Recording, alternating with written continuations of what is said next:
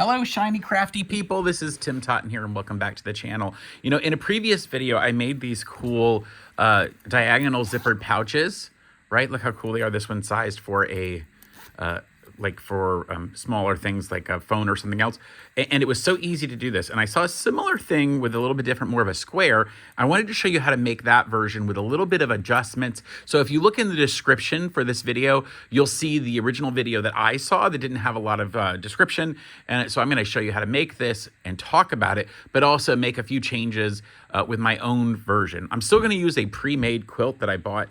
I bought this one on Amazon. This was like $30 for a king size quilt. Pretty amazing. I love the colors. It's quite thin actually, which is going to work well for this. And we only need the one layer of it. We also need half of a zipper. I know that sounds weird. We only need one side of the teeth of the zipper. We already used the other sides here, so that makes sense. And we're going to need a little bit of trim fabric that I'm going to use with it that I think will look really good with these colors. See how good those will look together? So what we need to do is, we could stabilize this material if we wanted it to hold a little better. I'm not going to cut the diagonal until after I put these pieces on. So what I will do is I will go to the opposite side of the fabric because I need to draw a line on the opposite side. That's where I'm going to sew along. And I know I want all of this stuff in here, so I'm going to do a diagonal line this way. Now you can use whatever size length you want. This zipper for me is right at about 24 inches. And so I'm going to do, I'm going to use not the whole thing, but probably a good, I don't know, let's say 15 inches of it. So I'll go at an angle here. Do I like that? Yeah, I do. I kind of like that. I think I want the angle to look like this actually. And I'm just going to draw a line on here. Now you could start with a square, especially other ones will use a square fabric. That's going to be the line where I sew along with my zipper and my trim.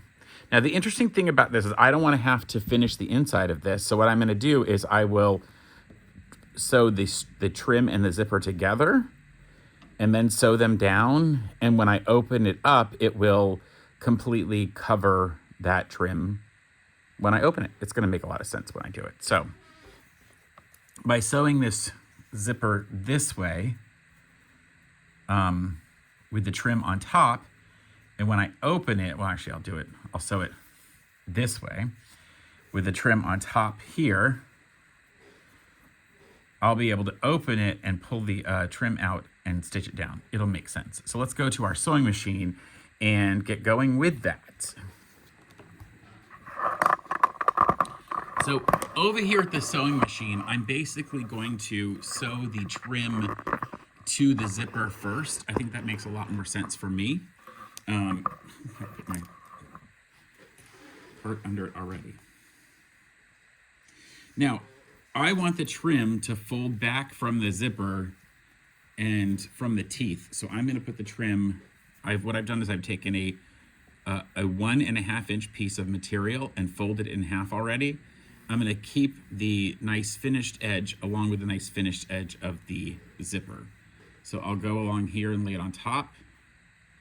And then I'll use a very thin 1/4 inch seam allowance and stitch it down.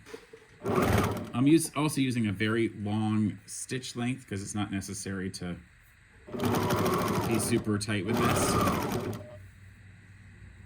And I've also chosen a complementary thread. It's white, so you'll still be able to see it, but it's not as contrasty as like black would be in here, which a lot of times I do in my videos. I'll use a black thread so you can see. It makes a less attractive item later though. Okay, so I've sewn those two together, see? Now we have those pieces. So that when we finish this and sew that down, it'll give us that trim, that nice trim edge. All right, so what we're gonna do next is place this on top of, I'll take off the seam allowance by the guide, and I'll place this on top of my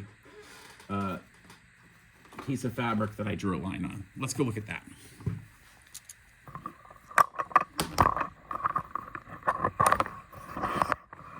All right, here we are. So I have that, and I need to recognize which side. I want this side to be the side that will be used when we do it.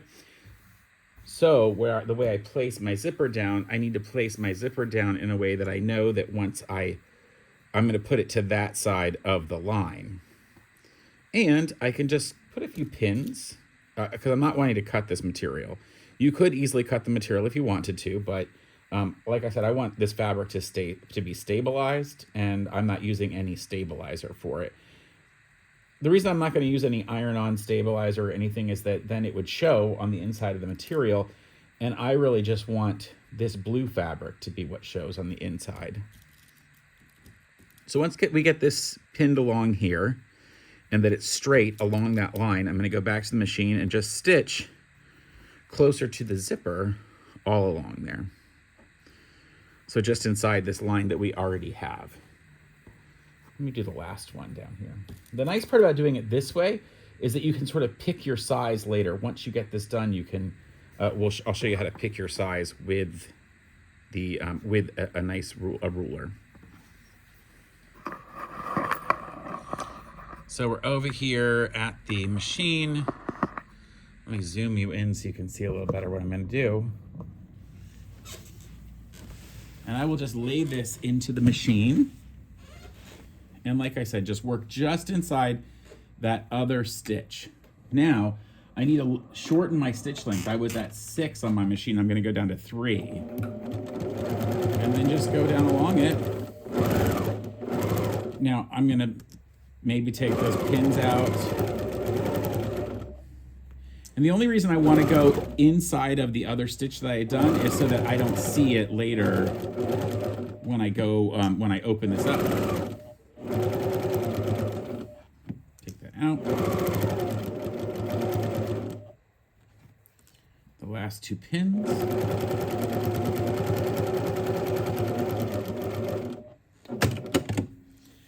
And what that means is that we are just about ready. As we would open this up, this is going to look a lot nicer when it's ready to go. What I'll do is I'll go ahead and cut this off, and I'm just going to cut right along the side of that material that I put in there, that I added. So we're just, the only reason I left all this other fabric on was to make it stronger as I went through and it wouldn't distort as easily. But now that's out of the way, I can get rid of that. And we have, this is our piece. What I'm gonna do is flip over to the other side. Like this. And when I open it up, I can now stitch down this entire top piece. So let's go in and do that. I will flip and fold this out. You could use an iron to flatten this, and you might want to do it. I'm gonna come through here though and use my fingers to flatten it out. So you could finger press it, and then I'm just gonna edge stitch right along that pretty peach fabric that I have. Now you wanna make sure that you're pulling that zipper out so that all the material underneath is also flattening out, and the fabric on top is flattening out.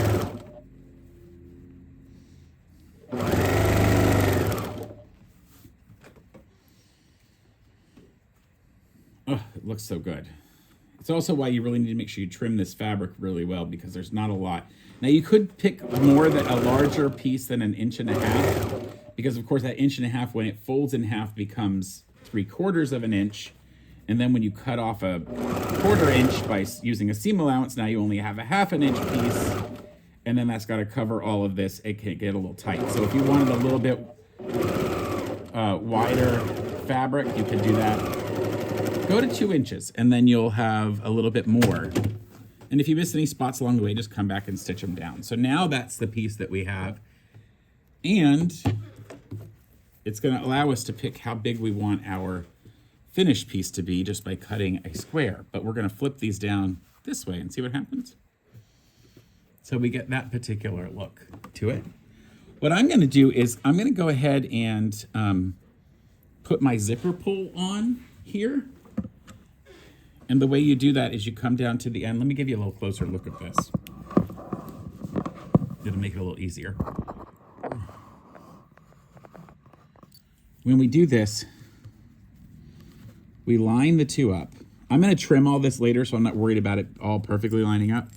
And we put our zipper pull on. It's easier if you start one side in, and then you push the other side in. And this is a nylon zipper. I would not suggest you doing this project with a metal zipper because we're gonna have to sew over this zipper and that could get really troublesome. So you have to be able to get a hold of that. You probably won't have a camera in your way while you're trying to do this. So I've got them both in. I'm gonna hold them down here, see, so I can push against it. Hold them down, and that'll help me get the zipper on it, and then now I can pull that zipper all the way to the other end. Now what that's done is given me a piece here that is not quite square. You'll see it's not quite lined up, and I have all this extra piece off. So I just have to square this up. And the way I'm gonna do that is use my rotary cutter and a square. And if I take a square that has a line on it right here, I can just figure out, put that line straight through, and then just square this up so it's a square. So I put my 45-degree line right through the zipper, and then I'm going to give you a little bit different look. Just cut. There's that, and cut this angle.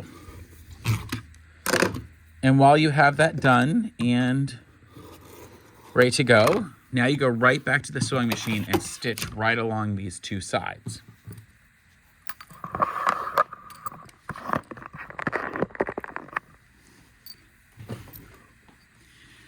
We're gonna use a very, very short seam allowance here. Like I'm gonna go right at the edge, not even a 1/4 of an inch, because we're gonna turn this whole thing inside out and do a French seam, and I really want it to be as small as I can get it. Just holding all those layers together. And this is the reason why you really don't want to do a metal zipper, is because I just had to sew over this nylon zipper, and you don't want to sew through a metal zipper. A metal zipper means a metal needle going into a metal zipper. Ugh, that does not work. Very unpleasant. All right, so that's been sewn together, these two, and that could be finished if you were just bored and didn't want to do anything else with it. But it's not pretty. I mean, who wants to get that as a, I wouldn't want to receive that from somebody. So what you do is you open the zipper, turn the whole thing inside out. Okay, point your edges, your corners. Put this, you gotta close the zipper somewhat back because you want to make sure that you can really get these corners pointed out. Now I'm gonna use a point turner. I have one here. It's actually, I got it at the fabric store. You don't want to use a pair of scissors. You will rip through the corners. You don't want to do that. And even this corner where you have the zipper, you've got to turn this corner inside out too. Now it's not going to get real pointy. Don't worry about that. It's not a problem. I did really small seam allowance on the side here though, because remember, we're doing a French seam. Now, if you've never done a French seam, the basic idea is that you sew on the right side a very small seam, and then you turn inside out where it looks finished, right? Like it's pretty, it looks finished. And then we're gonna sew a little bit wider seam on the inside, and that will entrap the ugly materials on the outside. So remember, I did less than a 1/4 of an inch. I need to do a little more than a 1/4 of an inch here so that this properly connects all of those pieces and parts. And also I've got to do a little bit more because I'm going to be folding a bunch of zipper at the end here, and I need to make sure it works right. So I'm going to stop right in the middle of that zipper at the bottom and turn, and then stitch right down the other side.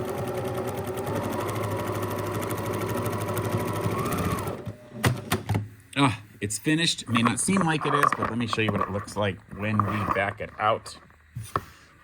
So we open up this, and now when we turn, it's captured all of those edges in there, the unfinished edge. Now there's a little bit here I gotta pull out, just some thread that's sticking out. I can just trim that off. You could also serge that edge and then turn it inside out and do it. But look how nice it is. Other than a couple of stragglers hanging, I gotta shave that a little bit. And it did, even this corner down here where the zipper has been held nicely inside. And so now when I fold it and close my zipper, point that out. Now we have this cute little square. Now you could put a little handle on this if you wanted to, or a little hang part, especially into that seam that we did. You could easily do that. hold on, I want to tell you a little bit more before we go. So that's how to make that cute little square folded.